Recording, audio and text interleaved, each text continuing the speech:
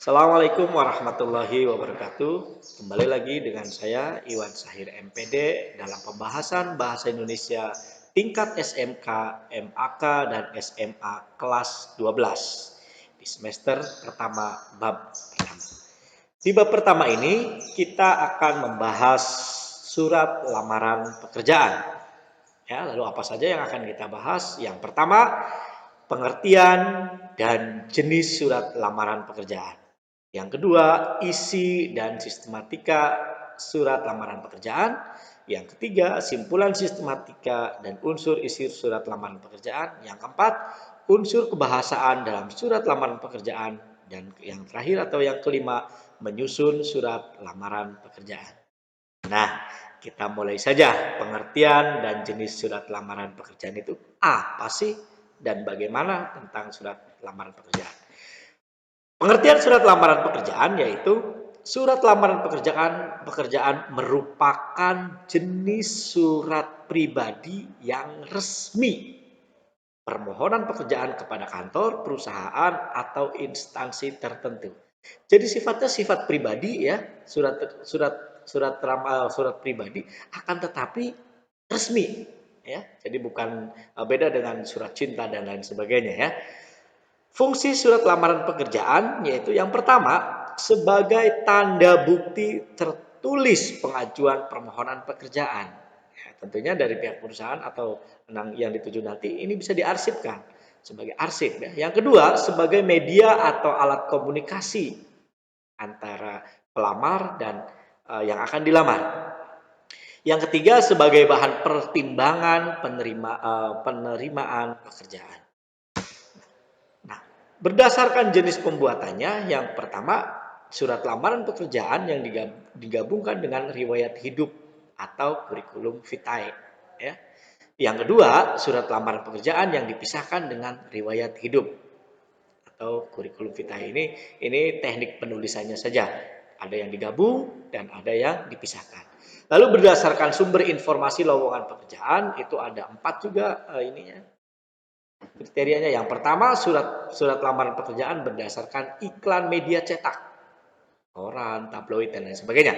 Surat lamaran pekerjaan berdasarkan informasi media audio, ya baik itu radio, televisi dan lain sebagainya, internet dan lain sebagainya.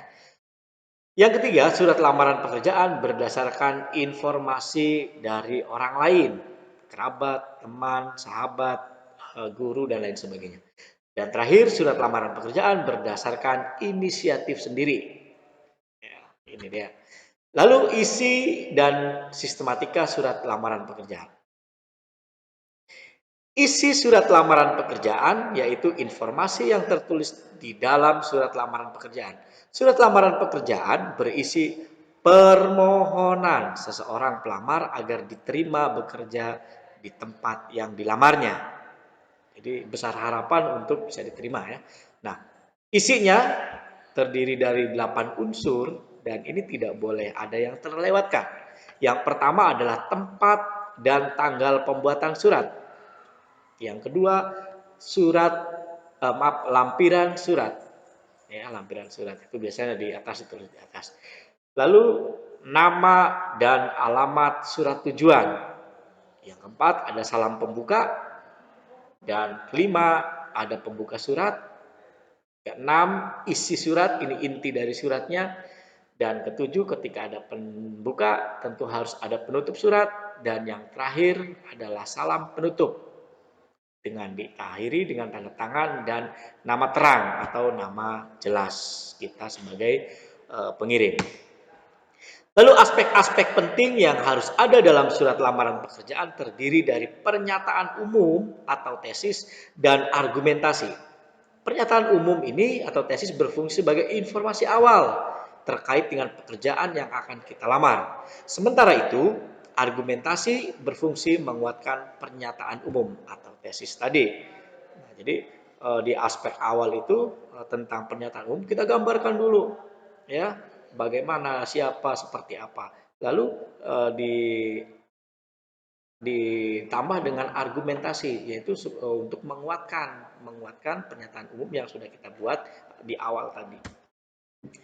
Lalu simpulan sistematika dan unsur isi surat lamaran pekerjaan. Simpulan dan unsur surat didapatkan dengan menggali informasi dalam surat lamaran. Informasi yang dapat digali seperti tempat dan waktu pembuatan surat lamaran, identitas pelamar, isi surat lamaran, informasi penguatan identitas pelamar, dan salam pembuka serta salam pembuka dan tentunya dengan penutup. Ya. Nah, lalu unsur kebahasaan dalam surat lamaran pekerjaan ada 4 unsurnya. Yang pertama, ketepatan pemilihan kata, tentu menggunakan kata yang baku ya, yang baku. Kedua, kebenaran dan keefektifan struktur kalimat. Jadi tadi yang di awal strukturnya sangat efektif ya, keefektifan strukturnya sangat bagus sudah karena ada strukturnya. Lalu yang ketiga ada kepaduan paragraf dan keempat ketepatan penggunaan ejaan dan tanda baca. Kita bisa menempatkan tanda baca titik, koma, tanda seru dan lain sebagainya dengan tepat. Penyusunan surat lamaran pekerjaan. Nah, ini cara menulis surat lamaran pekerjaan yang baik dan benar sebagai berikut. Yang pertama, gunakan bahasa yang baik dan benar. Tentunya menggunakan bahasa Indonesia atau bahasa Inggris sesuai dengan EYD. Tidak menggunakan bahasa-bahasa istilah atau tidak menggunakan bahasa gaul. Yang kedua, tulislah dengan kalimat singkat, padat dan jelas, tidak bertele-tele. Ya, tidak bertele-tele. Ketiga, tulislah secara manual menggunakan tangan. Nah, ini pada umumnya dan biasanya perusahaan atau yang akan kita tuju ini mengisyaratkan atau mengharapkan menggunakan tulis tangan secara manual. Yang keempat, perhatikan kebersihan surat lamaran pekerjaan. Ya, ini sangat diperlukan, tidak boleh ada coretan, apalagi kotor-kotor dan lain sebagainya.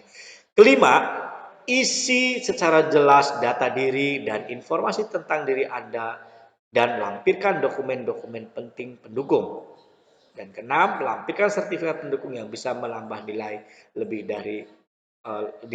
pada diri Anda. Jadi ketika Anda punya sertifikat yang sekiranya bisa menambah nilai plus dibandingkan orang lain ya ketika kita mengajukan surat lamaran pekerjaan itu perlu dimasukkan juga. Nah, demikian anak-anakku tentang video singkat tentang pembelajaran penulisan surat lamaran pekerjaan. Mudah-mudahan sangat bermanfaat buat kalian. Dan mohon maaf bila ada kata-kata yang kurang berkenan. Sekali lagi, saya Iwan Sahir, MPD. Mohon maaf bila ada kata-kata yang kurang berkenan dan kita akan lanjut di video selanjutnya untuk pembahasan materi yang berikutnya.